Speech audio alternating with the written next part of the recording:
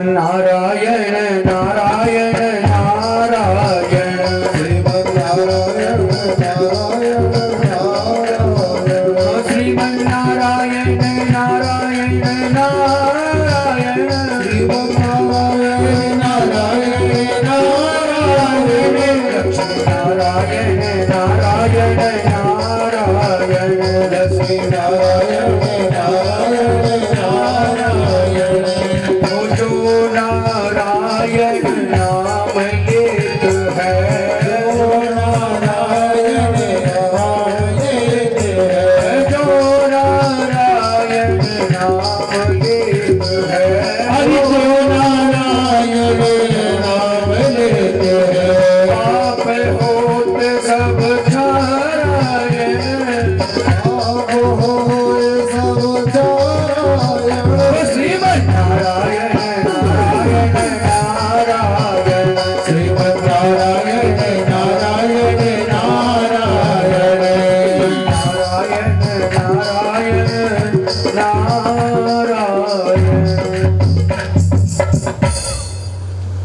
संड और अमर के दोनों गुरुजी आए। उन्होंने कीर्तन रुकवाना चाहा, लेकिन प्रहलाद जी को स्पर्श करते ही वो दोनों भी नृत्य करने लग गए।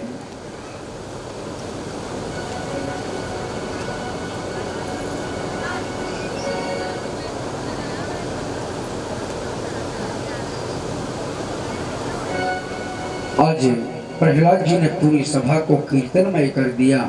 बहुत सुंदर कीर्तन हुआ। ऐसा कीर्तन हुआ, हिरण्यकश्यप आए, आकर देखा कि यहाँ तो सब नाच रहे हैं, गुरुजी भी नाच रहे हैं, सैनिक भी नाच रहे हैं, और यदि कीर्तन के मध्य हिरण्यकश्यप पहुंच जाते और प्रहलाद जी को स्पर्श कर लेते तो शायद हिरण्यकश्यप भी नृत्य करने लग जाते।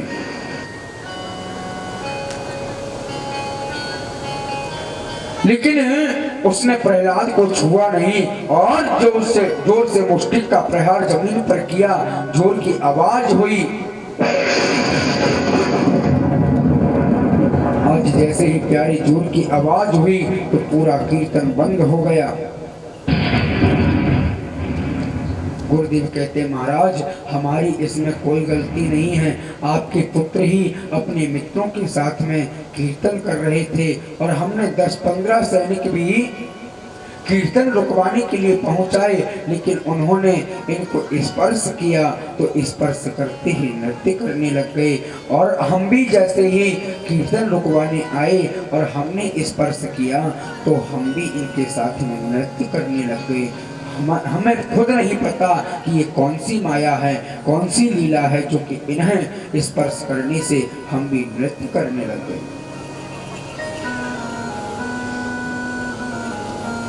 हिरण्यकश्यप कहते हैं,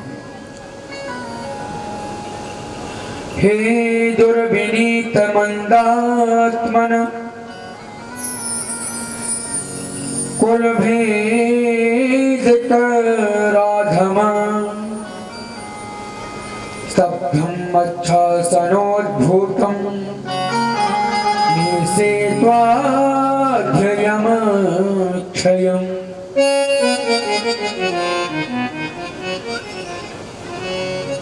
अरे दुर्विनीत, अरे मंदात्मन प्रहलाद, मैंने तुम्हें समझाने का बार बार प्रयत्न किया लेकिन तुम नहीं माने।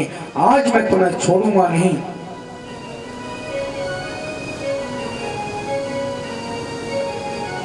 इतना तुमको बड़बोला किसने बनाया है? आज मैं तुम्हें बिल्कुल माफ नहीं करूंगा, आज मैं छोड़ूंगा नहीं। आज हिरण्यकश्यप बहुत ज्यादा भड़क गया। हिरण्यकश्यप कहता है, अरे प्रहलाद, तू जिस नारायण का कीर्तन करता है बता वो नारायण कहाँ है? सबसे पहले मैं तेरे नारायण को ही देखूं, उसके बाद मैं तुझे देखूंगा। तो प्रहलाद जी कहते, पिताजी नारायण तो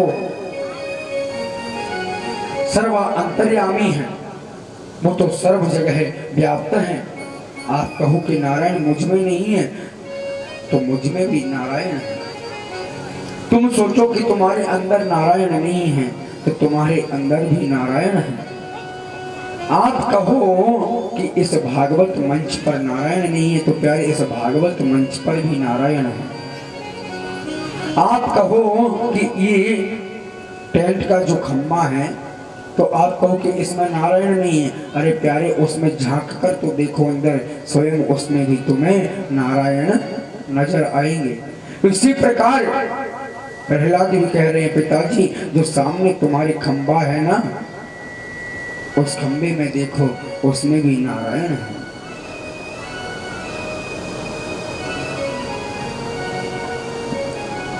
प्यारे, जो खंबा था,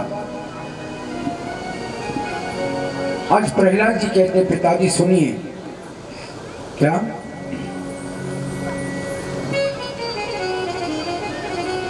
सुर अनेक फिर कण मागत पैपरे सुर सो साध कहा।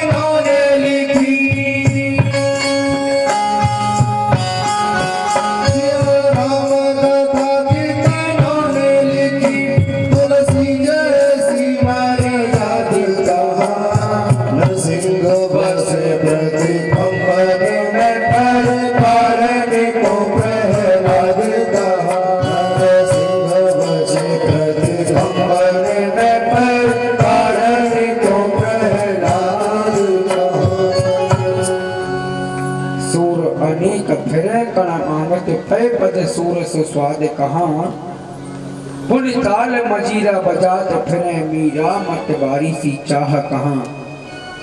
सी राम कथा कितनों ने लिखी तुलसी सी मर्याद कहाँ। और नरसिंह बसे प्रति खंबन में पर काढ़न को प्रहलाद कहाँ। नरसिंह प्रति एक खंब में है, नरसिंह तुम में है, मुझ में है, लेकिन उसको निकालने वाला प्रहलाद नहीं है।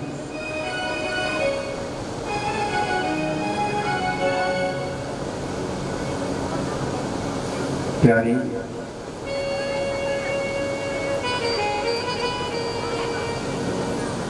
आज हिरण्यकश्यप ने सुना कि इस खंबे में नारायण है, भगवान है तेरा, तो आज हिरण्यकश्यप ने जैसे ही अपनी तलवार निकाली और तलवार निकालकर हिरण्यकश्यप ने कहा हूँ, जैसे हंकार मारकर तलवार उस खंबे में मारी प्यारे, उस खंबे से आज मेरे नारायण भगवान का प्रागट्य हो गया। बोली नारायण भगवान की जय हो, नरसिंह भगवान की जय हो। इतनी जोर से शब्द करते हुए, होमारंभ करते हुए, बड़ी बड़ी दाढ़ी, बड़ी बड़ी मूछें, बड़े बड़े दांत दिखाकर जब होमारंभ किया, सब डर गए। एक बार तो हिरण्यकश्यप इतनी जोर से शब्द सुनकर भयंकर डर कर घबरा कर वह नीचे गिर गया। उनका विकराल रूप देखकर भयभीत हो गया। अपने नन्हे से बालक की लाज रखने के लिए मेरे नारायण, मेरे नरसिंह उस खंबे में से भी प्रागट्य हो गए। आज नरसिंह भगवान ऐसा रूप धारण करके आए हैं, ना तो वो मनुष्य ही हैं, ना तो वो सिंह ही हैं, दोनों हैं और दोनों ही नहीं हैं।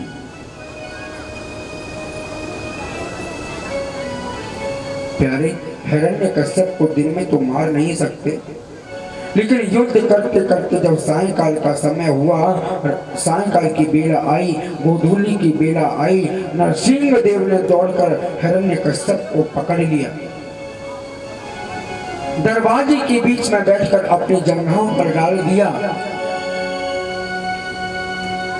आज नरसिंह भगवान कहते हैं, हिरण्यकश्यप मैं तुझे छोड़ूंगा नहीं, आज मैं तुझे मार दूंगा। हिरण्यकश्यप अट्टहास करके बोले, कैसे मारोगे? हमें कोई नहीं मार सकता। हमें ब्रह्मा से वरदान मिला है कि हमें कोई नहीं मार सकता। हमें अमरत्व का वरदान प्राप्त है।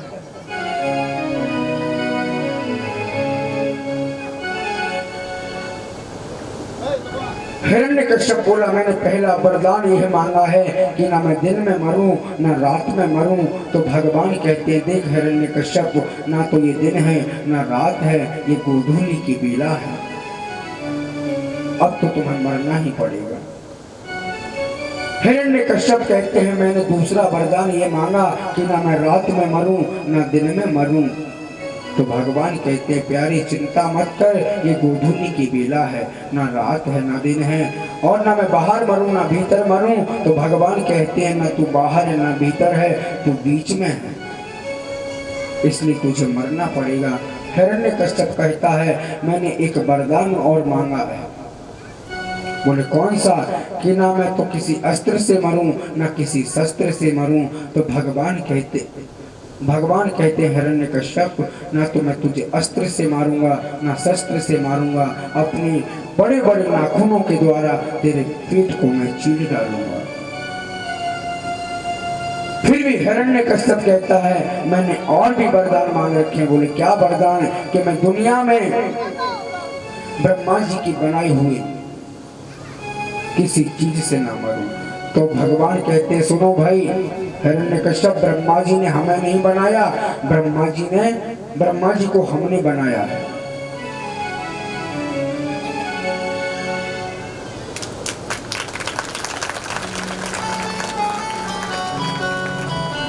बोलिए व्यासी महाराज की जय, श्रीमद् भागवत महापुराण की जय, बोलिए श्री बालकृष्ण लाल की जय।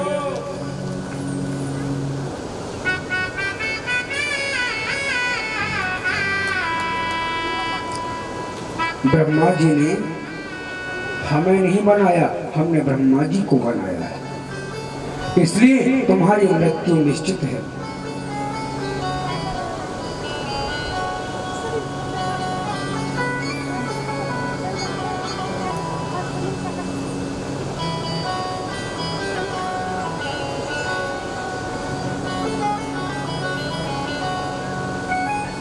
आज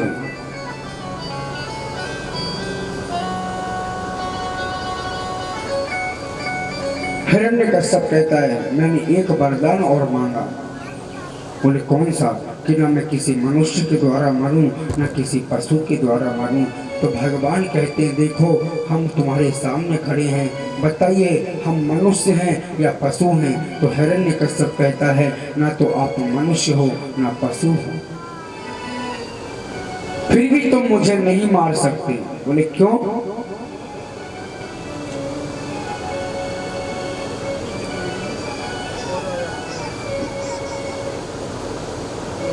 हिरण्यकश्यप कहता है कि मैं जो 12 महीने होते हैं, 12 महीनों में मैं कभी ना मरूं, मैंने यह वरदान और मांगा है। तो भगवान कहते, चिंता मत कर हिरण्यकश्यप, मैंने तेरे लिए एक पर्सनल महीना बनाया। वो कौन सा महीना? जिसे लौट का महीना कहा जाता है।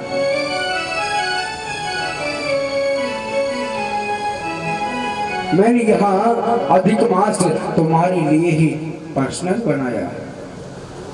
आज घबरा कर हुमारंभ करके जैसे ही भगवान नरसिंह की गोद में से उछट कर दूर पड़ा, हिरण्यकश्यप, भगवान ने तुरंत उसको दौड़कर पकड़ लिया और दहली के बीच में बैठाकर अपनी जंघाओं पर लेटा लिया। जंघाओं पर लेटाने के बाद में भगवान नरसिंह ने अपने नाखूनों से उसके पेट को चीर डाला। बोले नरसिंह भगवान की जय हो। आज नरसिंह भगवान ने उस हिरण्यकश्यप का वध किया और अपने भक्त प्रहलाद की लाज बचाई, उसकी रक्षा की।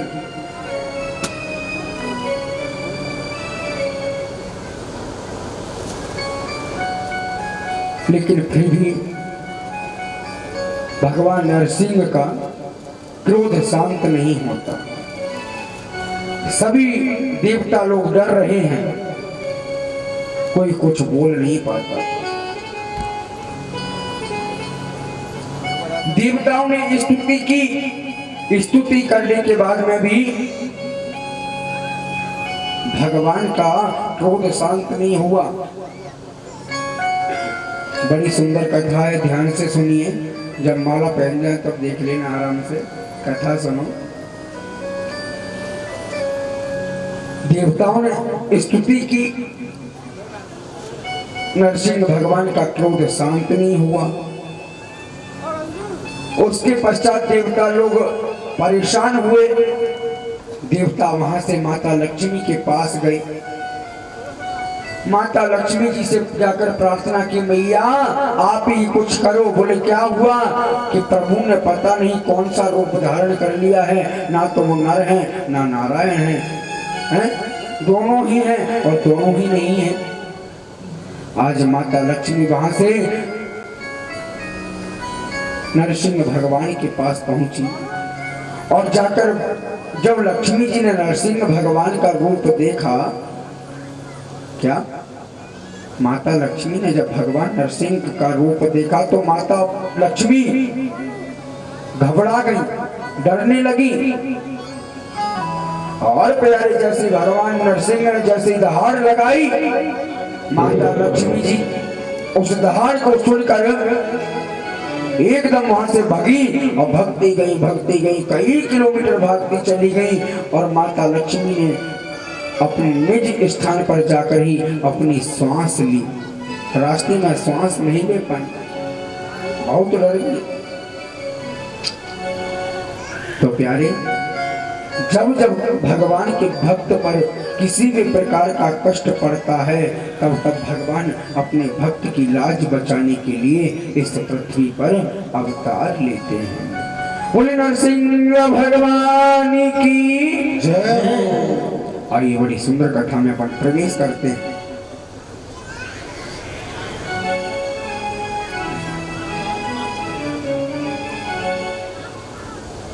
श्री सुक उवाच।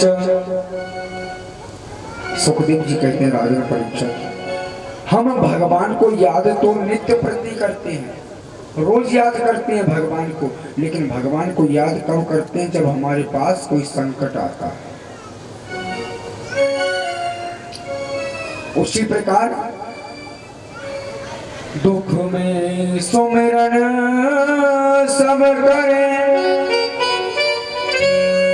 सुख में करही न कोई, और जो सुख में सुमिरन करे, सो दुख काहे को होय। प्यारी, जब तक अपन सुख में है, दुखी दुख में भगवान का स्मरण करेंगे, दुख में और सुख में नहीं करेंगे, तो प्यारी ये तो गलत बात है। कभी ये मत सोचो कि हमारे पास तो सुख ही सुख है, तो भगवान को याद करके क्या करेंगे? चाहे दुख हो चाहे सुख हो, भगवान को हर एक परिस्थिति में याद करते रहो।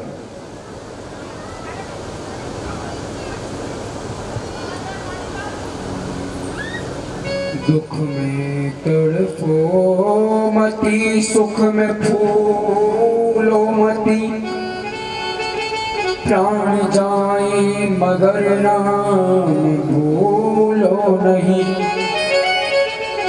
मुरली बाले को मन से रिझाते चलो, कृष्ण गोविंद गोपाल गाते चलो। हर एक परिस्थिति में गोविंद को ध्याते रहो प्यारे।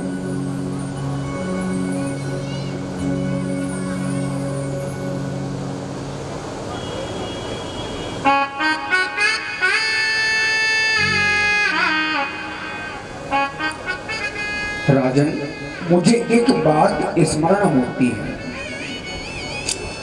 एक पर्वत था, उस पर्वत का नाम त्रिकूट पर्वत था। त्रिकूट पर्वत किसे कहा जाता है? जो 3 कंदराओं वाला, पर्वत हो उसे त्रिकूट पर्वत कहा जाता है। उसी त्रिकूट पर्वत में एक गजराज हाथी रहता था। बड़ी सुंदर कथा।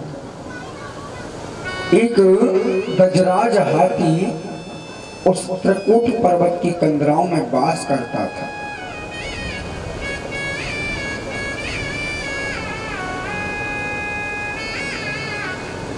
एक दिन उस गजराज हाथी के मन में एक विचार जागृत हुआ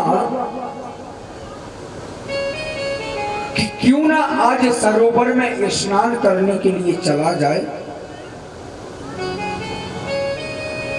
आज अपनी पत्नियों से कहा, देवियों सुनती हो? बोले क्या? कि आज चलो सरोवर में स्नान करने के लिए चलते हैं। उस गजराज के 150 पुत्र हैं और 50 पत्नियां हैं। आज गजराज अपनी 50 पत्नी और 150 पुत्रों के साथ में उस सरोवर में स्नान करने के लिए चल दिया।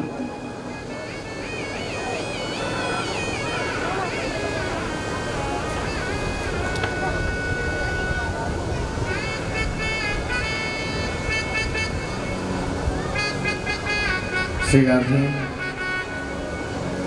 भैया आपकी दक्षिणा यदि बट गई हो तो बैठ जाइए,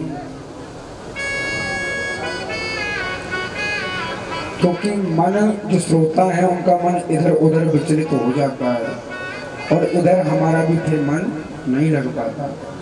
इसलिए यदि जब कीर्तन चला करें, भजन चला करें, तो उस समय आप स्वागत करें, उस समय आप माला डालें, पगड़ी बांधें और जिसको दक्षिणा देनी हो जब भजन चले तब किया करो ये काम। और जब कथा चल रही हो तो कथा के मध्य, कथा के बीच इस कार्य को मत किया करो। गजराज हाथी ने अपनी 50 पत्नी और 150 पुत्रों को साथ लेकर कहा कि आज चलो सरोवर में स्नान करने चलते हैं। अपनी पत्नी और पुत्रों को लेकर गजराज हाथी सरोवर में स्नान करने जा रहा है। जब गजराज हाथी अपने गांव में से निकलता था तो निकलते वक्त उस गजराज हाथी की जय जयकार कर लगाई जाती थी। छोटे छोटे जीव जंतु जो थे गजराज हाथी की जय जयकार लगाते थे, क्योंकि उस गजराज हाथी में 10,000 हाथियों का बल था, इसलिए जय जयकार लगाई जाती थी। आज प्यारे वह हाथी सरोवर में गया और सरोवर में जाकर स्नान करने में तन्मय हो गया, स्नान करने लगा।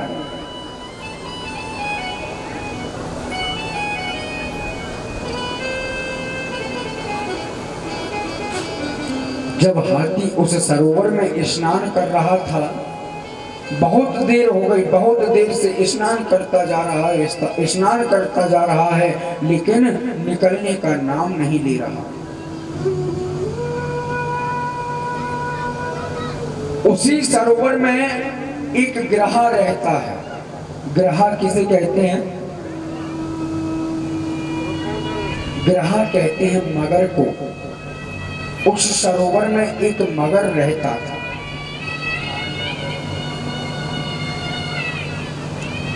तो जब वह हाथी उस सरोवर में स्नान कर रहा था, स्नान करते वक्त उस मगर ने उस हाथी का पैर पकड़ लिया। और प्यारे जैसे ही पैर पकड़ा, पैर इतना कस कर पकड़ लिया कि गजराज हाथी छुड़ा ना पाए। एक एक बूंद करके वह मगर हाथी का खून पी रहा है, रक्त पी रहा है, लेकिन वो तो अपने अभिमान में चूर है। कौन? हाथी अपने अभिमान में चूर है कि हाँ, मेरे से बड़ा बलशाली तो कोई है ही नहीं, मैं सबसे बड़ा बलशाली हूं।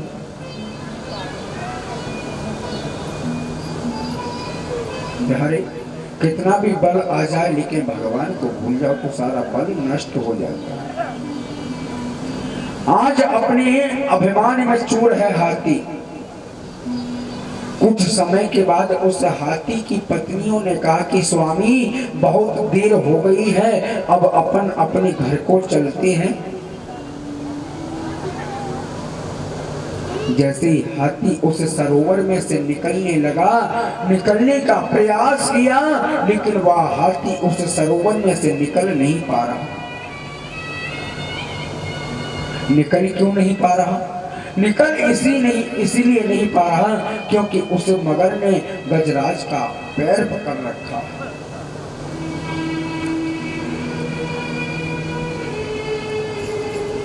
अब जैसे ही गजराज ने अपनी सूंड, हाथी ने अपनी सूंड नीचे की ओर की जल में, और जल में देखा कि एक हाथी ने उसके पैर को पकड़ रखा है, तो हाथी ने सोचा होगा कोई छोटा मोटा जीव हमारे चरण छू रहा है, हमारे पैर छू रहा है, पैर छू लेगा छोड़ देगा। लेकिन उसको ये नहीं पता कि मगर ने पैर पकड़ रखा।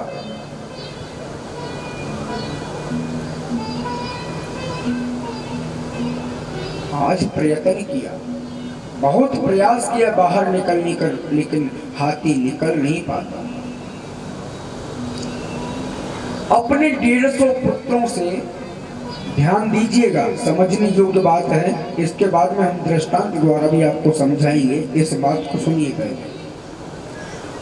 उस गजराज हाथी ने अपने 150 पुत्रों से कहा कि बेटा मुझे बचाओ, मैं संकट की घड़ी में हूं, मैं मर जाऊंगा, मुझे बाहर निकालो।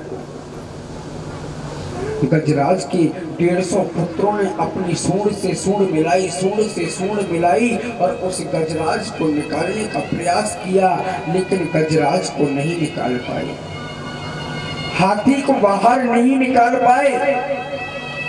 जब 150 पुत्र परेशान हो गए, खींचते खींचते अपनी अपनी सूंड हटाई और अपने बाप से मुखड़ा मुड़कर वन की ओर चल दिए, छोड़ गए अपने बाप को संकट की घड़ी में, चले गए। आज गजराज रोता है, आज गजराज रोता है, अपनी पत्नियों से कहता है, देखा देवियों, जिन पुत्रों को मैंने इतना बड़ा किया पाल पोस कर, आज वही पुत्र मुझे संकट की घड़ी में छोड़कर जा रहे हैं। इसलिए प्यारे, जितनी सहायता हम इन सांसारिक पुत्रों की लेते हैं, सांसारिक पुत्रों के जितना अपन तड़पते हैं, जब अपने घर में कोई पुत्र नहीं होता तो 100 प्रयत्न करते हैं, ना जाने कौन कौन से मंदिर में जाते हैं, किस किस देवता पर जाते हैं और झोली फैलाते हैं कि प्रभु हमें संतान दो। संतान मिल जाती है कोई बात नहीं, अच्छी संतान मिल गई तो अच्छी बात है, लेकिन वही संतान पैदा होकर कुपुत्र निकल जाए तो बड़ा कष्ट होता है। इसलिए भगवान स्वयं श्री कृष्ण कहते हैं, प्यारे यदि तुम्हारे पास कोई पुत्र नहीं है तो मुझे पुत्र मान लो, मैं पुत्र बनने के लिए आज ही तैयार हूं। लेकिन कोई मेरे कन्हैया को पुत्र मांगे तो सही, नहीं, उनको तो सांसारिक पुत्र चाहिए। अगर सांसारिक पुत्र आ जाए, बड़ा हो जाए तो घर में बहू भी आएगी, हैं? घर में बहू भी आएगी, नाती पोता भी आएंगे और बढ़िया कमा के लाएगा घर में देगा। और व्यक्ति क्या सोचता है, अगर हम कन्हैया को पुत्र मानेंगे तो क्या कन्हैया हमें बहू ला के देगा, क्या कन्हैया हमें कमा के देगा? अरे प्यारे, जब कन्हैया कमा के नहीं देता तो तुम आज यहाँ बैठे नहीं रहते। तुम्हारे अंदर जो कमाने की सामर्थ्य यदि किसी ने दी है तो वो मेरे कन्हैया ने दी है। तुम्हें चलने की सामर्थ्य यदि किसी ने दी है तो मेरे गोविंद ने दी है। देखने की सामर्थ्य, बोलने की सामर्थ्य, सुनने की सामर्थ्य दी है तो सिर्फ मेरे श्री राम ने दी है। इसलिए पुत्र यदि मानना है तो मेरे गोविंद को मानो, भव से बेड़ा पार हो जाएगा। है? कहा है कैसे? ओ हो गए भव से पार लेकर नाम तेरा, हो गए भव से पार लेकर तेरा, हो गए भव से पार लेकर नाम तेरा, हो गए भव से पार लेकर नाम तेरा, नाम तेरा हरि नाम तेरा, नाम तेरा हरि नाम तेरा, नाम तेरा हरि नाम तेरा, नाम तेरा हरि नाम तेरा, हो गए भव से पार लेकर नाम तेरा, हो गए भव से पार लेकर नाम तेरा।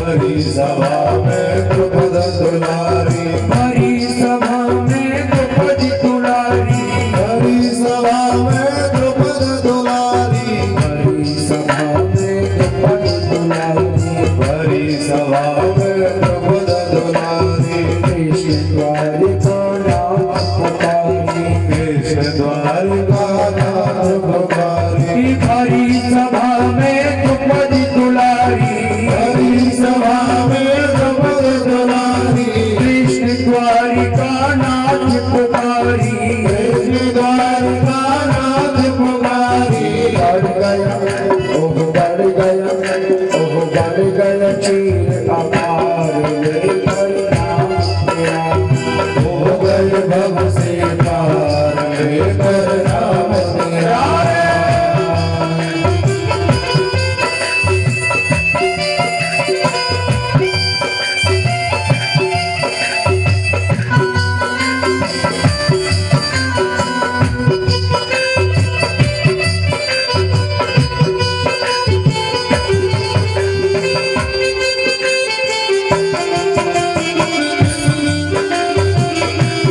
हरि ओम।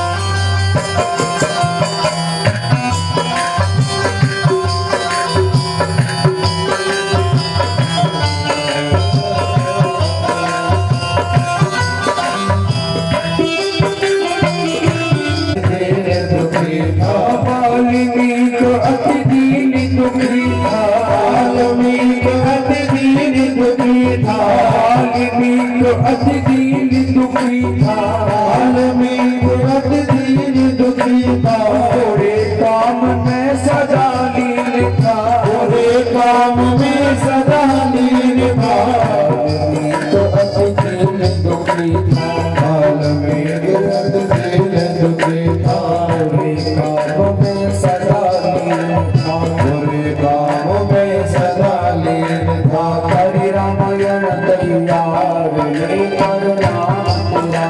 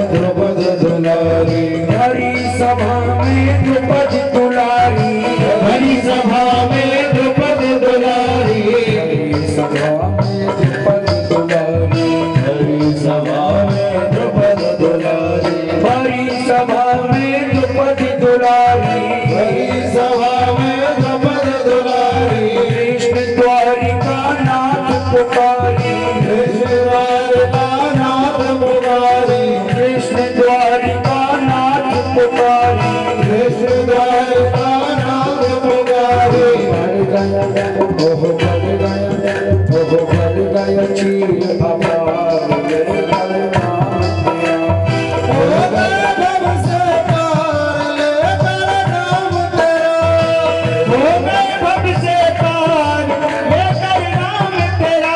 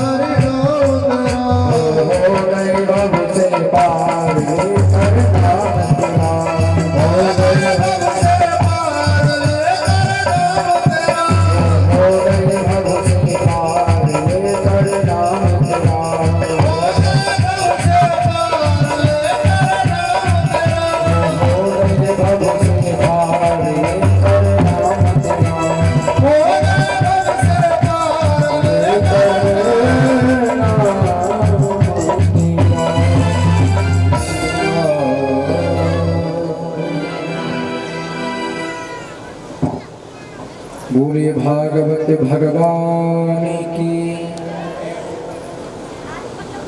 क्यों भैया, सच सच बताना, हाथ उठा कर बताना, झूठ मत बोलना। खाना खा के आवाज नहीं पहुंचेगी बाहर तक, बाहर पहुंचेगी इस माइक के द्वारा, तो ही मानेंगे क्या खा के आया। राधा रानी की कमाल कर दिया।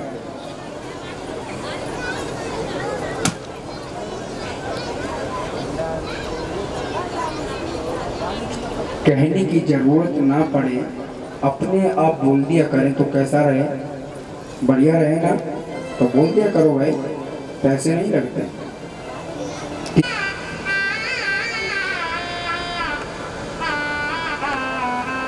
वो उन्हें निकालने के लिए उद्यत हुई, अपनी सूंड से सूंड मिलाई, निकालने के लिए तैयार हुई। खींचती रह गई, खींचती रह गई, लेकिन गजराज को बाहर नहीं निकाल पाई। 2 दिन हुए, 3 दिन हुए, बहुत परिश्रम किया, लेकिन नहीं निकाल पाई। आज उन पत्नियों ने भी अपनी सूंड हटाई और अपना मुख मोड़ा, और मुख मोड़ के सीधी बन की ओर चल गई। आज बेचारा गजराज अकेला रह गया। 150 पुत्र हैं वो भी छोड़ गए, 50 पत्नियां हैं वो भी छोड़ गई।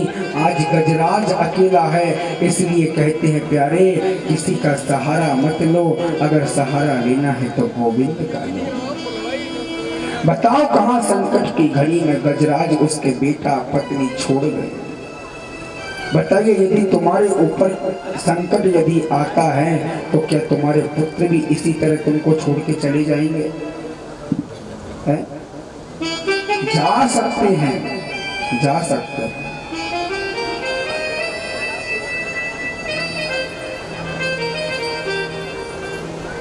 आज बेचारा गजराज अकेला पड़ गया।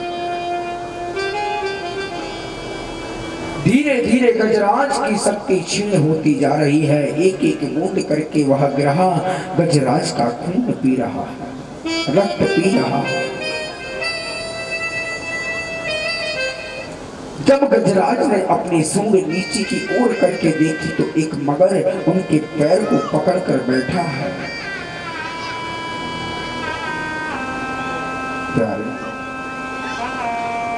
लेकिन फिर भी गजराज अपने अभिमान के बस किसी को पुकार नहीं रहा। ना तो कन्हैया का नाम लेता, ना राम का नाम लेता। बहुत अभिमान था। जब धीरे धीरे वह मगर हाथी को सरोवर के अंदर ले जा रहा है खींचता हुआ, जब उस हाथी की सूंड रह गई थी कितनी? 4 अंगुल। 4 अंगुल सूंड जब उस हाथी की बाहर रही तो उस हाथी ने मन में सोचा कि मैं किसे पुकारूं? मैं तो उसे ही पुकारूंगा जो अजन्मा है, जो अनामी है, जिसका नाम नहीं है, जिसका कभी जन्म नहीं होता। मैं उसको ही पुकारूंगा। आज गजराज ने उस सरोवर में खिल रहे सुंदर से कमल के फूल को अपनी सूंड के द्वारा तोड़ा और उस फूल को तोड़कर अपनी सूंड को ऊपर किया तो गोविंद, मेरे कन्हैया का पूरा नाम है गोविंद है। तो उस गजराज ने पूरा नाम गोविंद का नहीं ले पाया, शुरू के अक्षर कहे बस गो गो कहते ही मेरे प्रभु ने सोचा कि मेरा भक्त मुझे पुकार रहा है। आज कन्हैया अपने कक्ष से उठे, जल्दी जल्दी गए।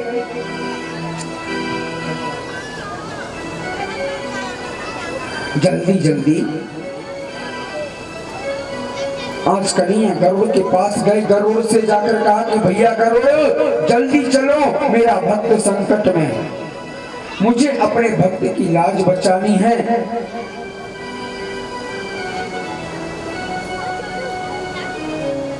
आज गरुड़ को भी अभिमान हो गया। बारे कन्हैया, कहीं भी तुम्हें जाना होता है तो मेरे बिना तुम्हारा काम नहीं चलता। कौन? गरुड़ कह रहा है कि मेरे बिना तुम्हारा काम नहीं चलता। कन्हैया ने सोचा कि चलो ठीक है, मैं अपने भक्त को बाद में बचाऊंगा, लेकिन पहले इस गरुड़ के अभिमान को ही दूर कर दूं। इस गरुड़ के मन में जो अभिमान है उसे दूर करूं पहले।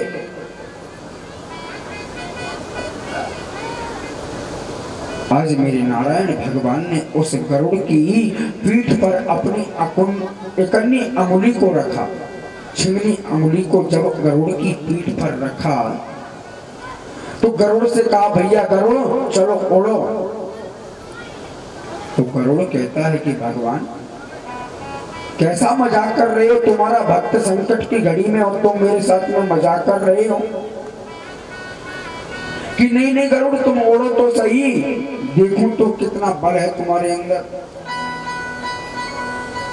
प्यारे जब कन्हैया ने, जब मेरे नारायण भगवान ने उस गरुड़ की पीठ पर अपनी इकन्नी अंगुली को रखा और जब गरुड़ उड़ने लग गया तो अपने पंखों को फड़फड़ाता रह गया, लेकिन गरुड़ उड़ नहीं पाया।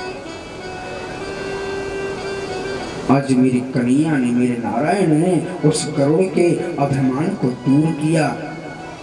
भगवान ने कहा सुन भाई गरुड़, तू सोचे, गरुड़ तू अपने मन में सोचे कि तू मुझे बिठाकर उड़ता है, मुझे तू अपनी पीठ पर उड़ाकर बैठाकर उड़ता है, तो तू मुझे नहीं उड़ाता, मैं तुझे उड़ाता हूँ। गरुड़ बोला कैसे उड़ाते हो तुम मुझे? तो कन्हैया ने कहा जब मैं तेरे ऊपर सवार होता हूँ तो अपनी जंघाओं में तुझे मैं दाब लेता हूँ और तुझे दाब कर मैं खुद स्वयं उड़ता हूँ। तू मेरी शोभा है, क्या तू मेरी शोभा है, इसलिए मैं तुझे साथ रखता हूँ, नहीं तो मैं जाना चाहूँ तो अकेला भी चला जाता। आज कन्हैया तुरंत गरुड़ के ऊपर बैठे और अपने भक्त की लाज बचाने के लिए वहां से निकल गए।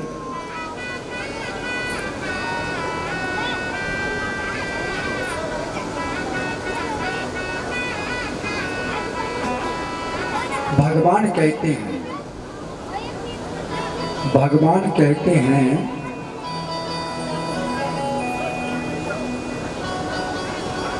कि जो व्यक्ति मेरे भक्त के पैर को पकड़ता है, क्या मेरे भक्त के पैर को पकड़ता है जो व्यक्ति, तो मैं अपने भक्त को बाद में देखता हूँ, पहले मैं उसे देखता हूँ जो मेरे भक्त के पैर पकड़ता है। इसलिए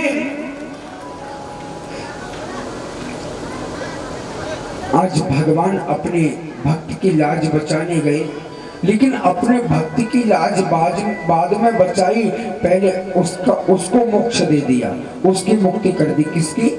ग्राह की। सबसे प्रथम उस ग्राह की मुक्ति मेरे प्रभु ने, मेरे गोविंद ने की, मेरे कन्हैया ने की।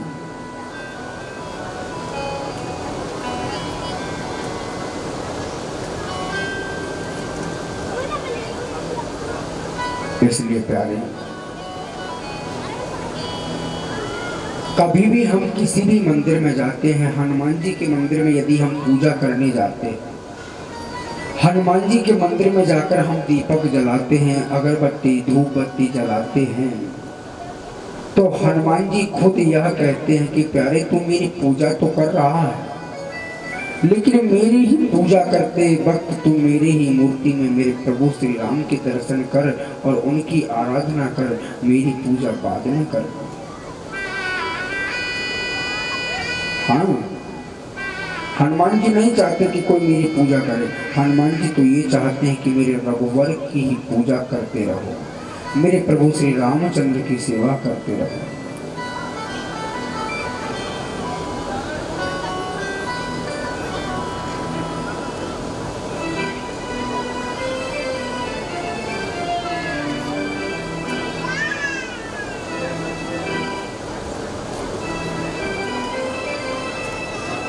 अहो अनंत दासाना महत्वं दृष्टपद्य में कृताडसो प्रियद राजन मंगलानि समीहसे। बोली वागे हरिलाल की तेरी भोली सी सूरत सवरिया मेरे दिल में बसी जा रही है, अब तो पहले से भी तेरी ज्यादा न जाने क्यों याद आ रही है।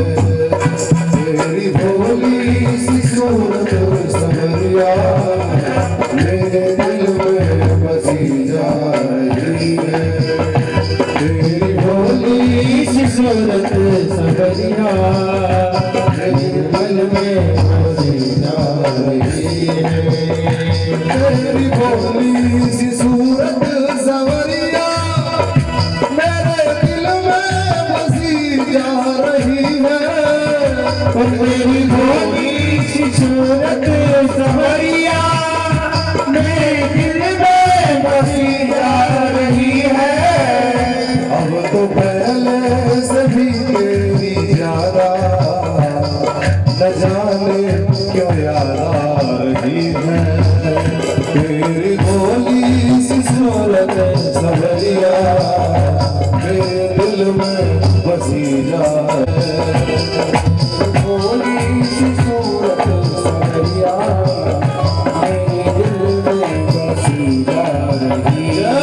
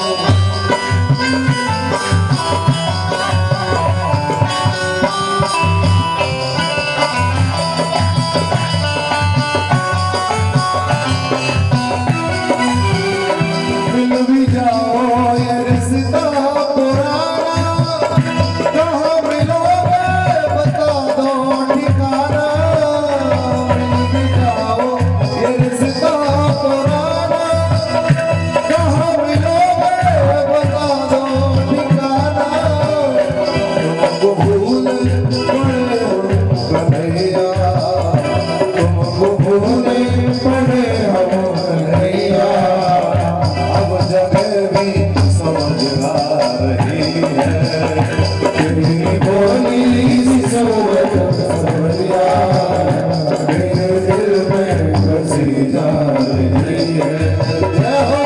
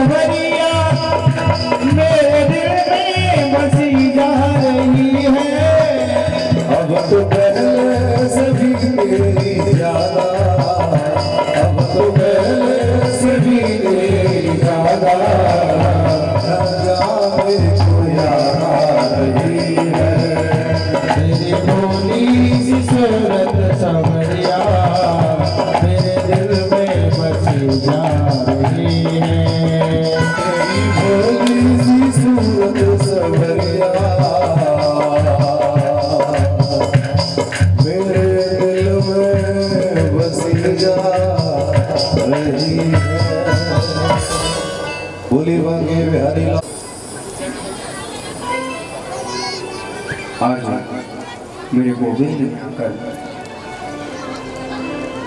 अपने भक्त की लाज बचाई और जिस भक्त का दूसरे भक्त ने पैर पकड़ रखा था उसकी सबसे प्रथम मुक्ति की।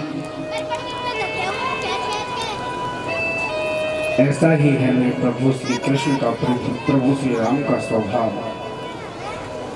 ना तो कभी वो अमीर को देखते न कभी गरीब को देखते, सबको एक समान समझते हैं।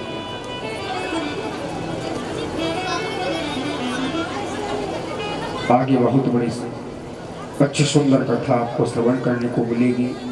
आज मेरे प्रभु श्री राम, प्रभु श्री कृष्ण की प्राकट्योत्सव की आपको कथा सुनाएंगे। उसके पश्चात बहुत सुंदर झांकियों का दर्शन आपको कराया जाएगा, जो हमारे ब्रजधाम वृंदावन से पधारे हैं हमारे पवन ब्रजवासी जी, जो 2 दिनों से आपको सुंदर सुंदर झांकियों के दर्शन करा रहे हैं। तो सबसे प्रथम अपने मन को कथा में लगाएं।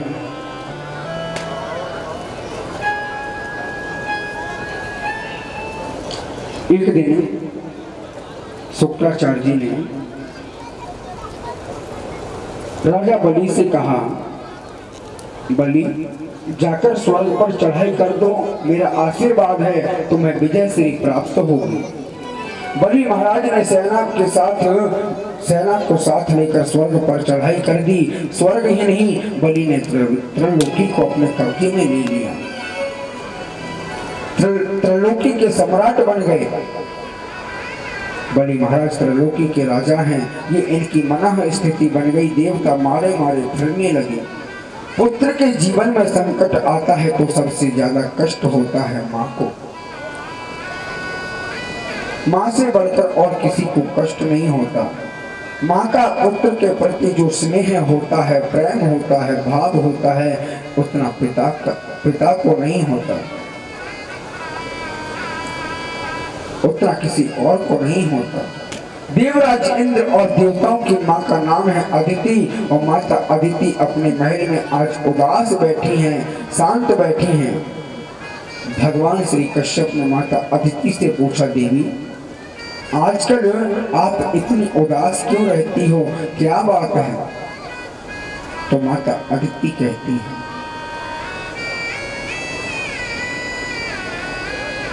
पता नहीं, मुझे कुछ ऐसा ही लगता है, मैं आजकल अच्छे से नहीं रह पाती। बात क्या है देवी? मेरे पुत्र देवताओं के स्वर्ग को राजा बलि ने उनसे छुड़ा लिया। देवताओं के स्वर्ग को ही क्या, तीनों लोगों को बलि ने अपने कब्जे में ले लिया। यही मेरे दुख का कारण है और कोई बात नहीं है। हे भगवान, मैं अनहित किसी का नहीं करना चाहती, किसी को मारना नहीं चाहती। ऐसा कोई पुत्र मेरे घर जन्म लेकर आए कि मेरे पुत्र इंद्र के स्वर्ग आदि को सुख वापस उसे दिला दे। ऐसा कोई बुद्धिमान बालक मेरे घर जन्म लेकर आए। कितनी संकट की बात है, आज मेरे पुत्र इंद्र आदि मारे मारे भटक रहे हैं। भगवान कश्यप ने अपनी पत्नी को समझाया, कदी हो भौतिको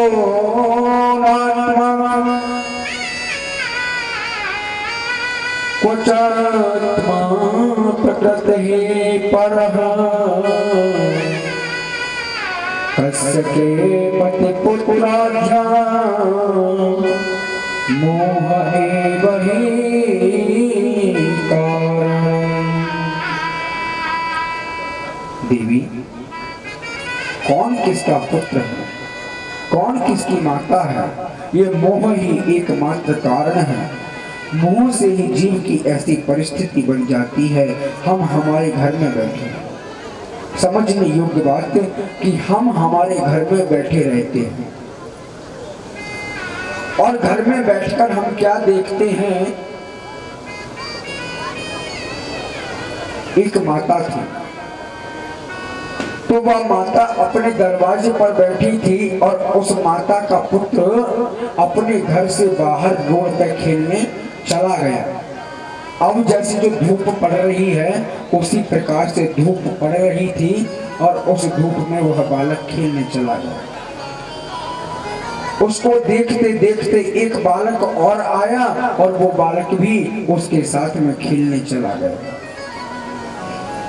दोनों बालक नंगे पैर हैं, एक ही बालक के पैर में चप्पल जूता कुछ नहीं है, दोनों खेल रहे हैं सड़क पर। और जो माता दरवाजे पर बैठी थी, उस माता की नजर अपने पुत्र के ऊपर गई और देखा कि मेरा पुत्र धूप में खेल रहा है, इसके पैर जल रहे हैं और उसके साथ में एक बालक और खेल रहा था। वो माता दौड़ी दौड़ी गई और दौड़ के जाकर अपने पुत्र को उठाया और उठाकर अपने घर में लेके आ गई। लेकिन जो दूसरी माता का पुत्र उस रोड पर खेल रहा था, नंगे पैर चल रहा था, उसको उस माता ने नहीं उठाया और अपने पुत्र को ही लेकर वो आ गई। उस बच्चे के पैर चल रहे थे, छोटा सा बालक था, उसकी आंखों से आंसू निकल रहे थे, रो रहा था। बताओ, लेकिन उस पुत्र को उठा के वो माता नहीं लाई। इसलिए प्यारे कहा गया है कि कौन किसका पुत्र है, कौन किसकी माता है, कोई किसी का नहीं है, सब मतलब का नाता है।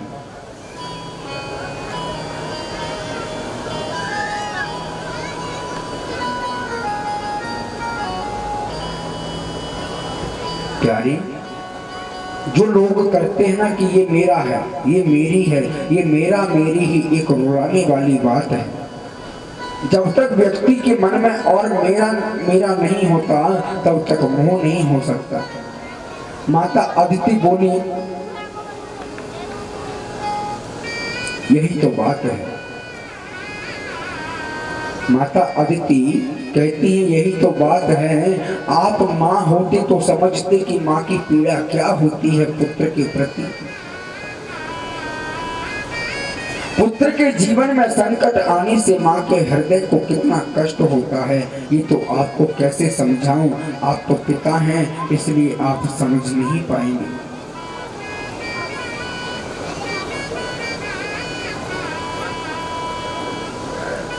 आज माता अदिति ने स्तुति की,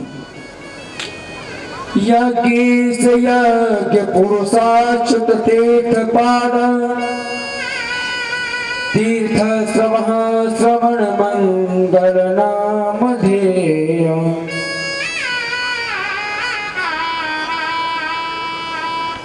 स्तुति की और इसी स्तुति को